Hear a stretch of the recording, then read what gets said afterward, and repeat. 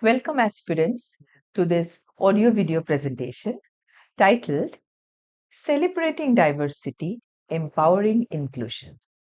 That's pretty interesting, isn't it? So let us come to three basic concepts, terminologies under the auspices of diversity and inclusion. What is diversity? What is equity?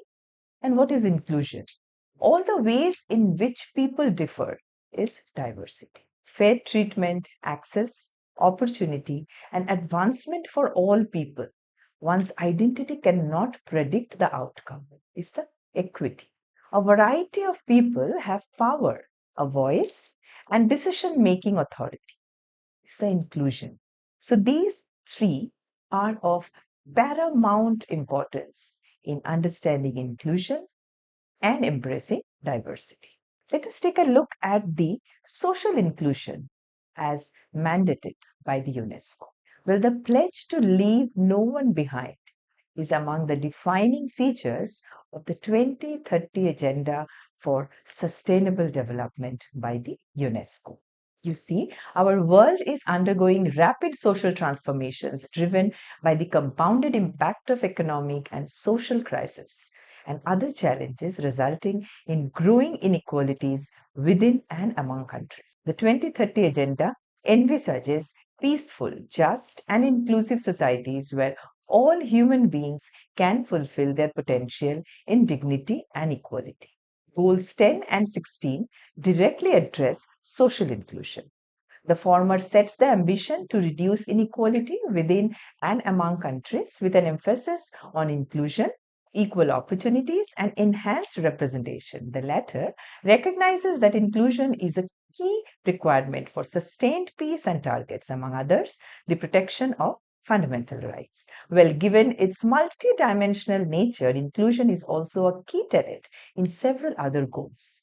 Notably, goals focusing on education, Goal 4, and urban development, Goal 11, are to be inclusive, as are goals addressing economic growth, Goal 8, and industrialization, Goal 9.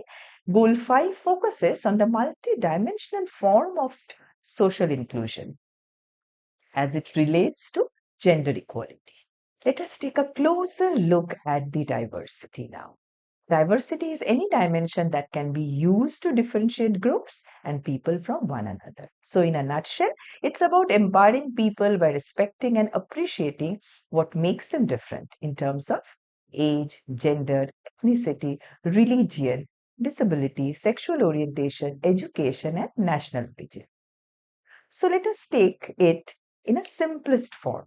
Diversity means being composed of different elements. In a workplace, diversity means that workforce is made up of employees with different races, gender identities, career backgrounds, skills, and so on. So diversity is proven to make communities and workplaces more productive, tolerant, and welcoming. And this is just because of the variation in the human community. There are different types of diversity in a workplace, be it educational institutions or any other organization. There are some internal diversity characterized by race, age, ethnicity, national origin, cultural identity. Some external diversity, education, skills and interests, religion, geographical location, relationship status, socioeconomic status, experiences, citizenship. Some organizational diversity also exists, like work location, job function, department, management status, level of seniority. And there are some world views which describes diversity as in the form of political beliefs, knowledge of history, and cultural events. So these are some of the varied types of diversity in the workplace. Now, a little deeper into inclusion. It is an organizational effort and practices in which different groups or individuals having different backgrounds are culturally and socially accepted and welcomed. So inclusion is the practice of providing everyone with equal access to opportunities and resources.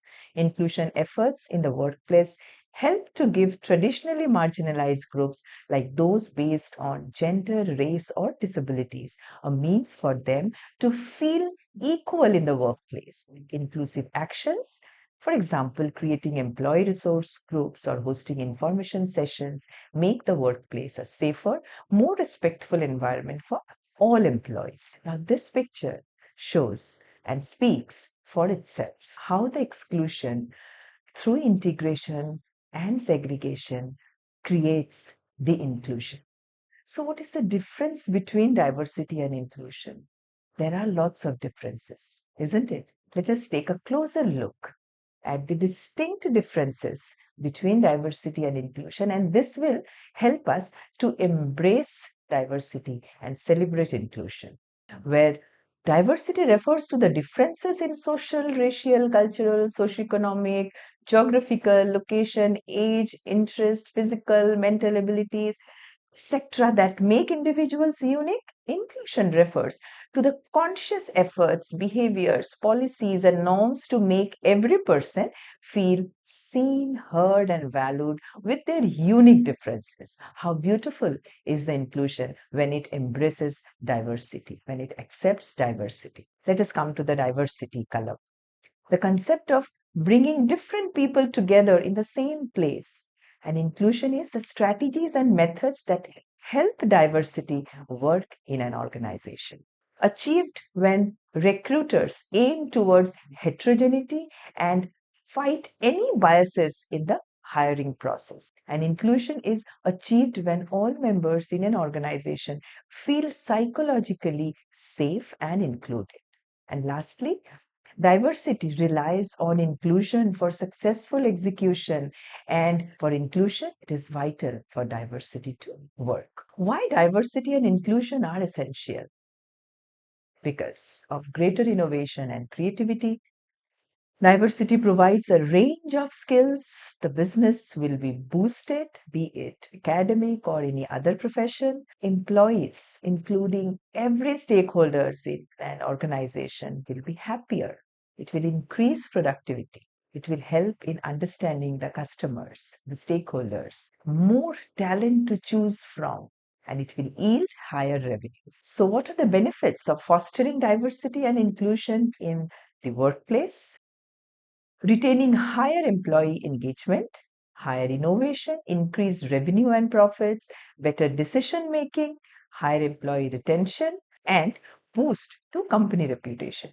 Now, let us look at some of the ways to improve diversity and inclusion in the workplace. Educate people in leadership positions, set up a council, focus on hiring diversely, replace culture fit with culture add. There is nothing called one size fits all. Connect and communicate. Diversity and inclusion training is very, very important. Encourage and enable creativity and innovation, which comes from diverse minds. Keep a check on diversity and inclusion initiatives. How can we develop some D&I strategy, that is, the diversity and inclusion strategies? While developing any D&I strategy, organization would do well to ensure that the strategy is relevant in India and is appropriate for the nature and size of the organization. This is in respect to our country. It is broad enough to cover a maximum number of underrepresented categories, but also has sufficient depth to take their specific needs into account.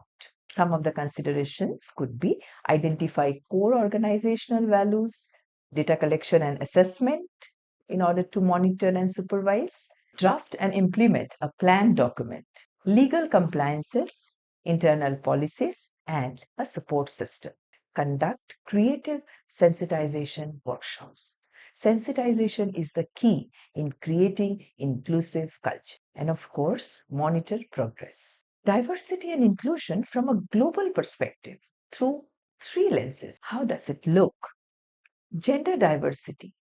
Let us take a study of the globe, which defined gender egalitarianism as the degree to which an organization or society minimizes gender role differences while promoting gender equality. It is expected that more gender egalitarian societies will have similar opportunities in the workplace for both men and women, as gender is not a substantial element in considering a person's capabilities or suitability. Age diversity, the global perspective says, various research has established that conceptualizations of age strongly correlate with performance outcomes, such as work related attitudes. For example, Cleveland and Shore 1992 found that the employee's chronological age, subjective age, that is the self perception, social age, others' perception, and relative age compared with the employee's work growth differentially predict job involvement, job satisfaction, and organizational commitment. Nationality diversity. Well, organizations operating across national boundaries adopt an approach to staffing that supports their internationalization strategy in a highly centralized global firm. There is a perceived need to control the activities of subsidiaries around the globe to ensure that everything is carried out as headquarters intent. One method to achieve this is to send parent country nationals as expatriates to operate the subsidiaries and report activities back to the headquarters. Well, these are some of the global perspective of diversity and inclusion. Well, these are some of the global perspectives on diversity and inclusion through the three lenses. Now let us take a look at the Indian scenario of diversity and inclusion. India being home to multiple cultures, languages, religion, and ethnicities adds a completely new dimension to the concept by posing a different sets of challenges and opportunities. As companies, organizations in India being to make efforts by taking active steps, the government too supports the action by introducing policies to make diversity and inclusion a reality for the country. One of the game changing DNI moves in the recent past was the SEBI mandate that required all listed companies to have at least one female director as a part of their board. It led to substantial increase of 8% in the number of women directors on the board in 5 years. Some other initiatives making diversity and inclusion infallible were promoting LGBT rights at workplaces, the rights of persons with disability bill, extending maternity leaves to 6 months, and many more such perspectives.